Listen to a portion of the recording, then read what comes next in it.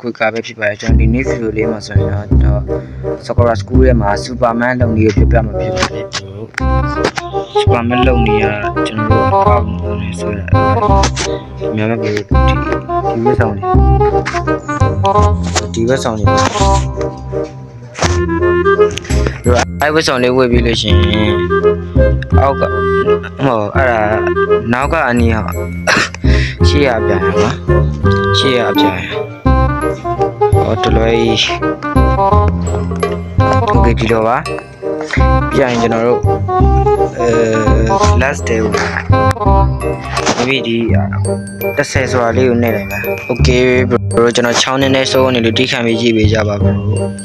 အဲ့ဒါကျတော့အနီအောင်လေးပြဘရိုကြရင်ကျွန်တော်ခင်းနေသွားမယ်ဒါဘရိုကျွန်တော်တို့ခင်းနေရောက်ပြီဆိုရင်ကျွန်တော်တို့မီနူလေးတော့သွားလိုက်ပါပြောလို့ရှိရင်ကျွန်တော်တို့ writer adjust ဒါအတကြောက်ဝင်တယ်ကိုအောက်နည်းနည်းဆွဲတာပဲ writer adjust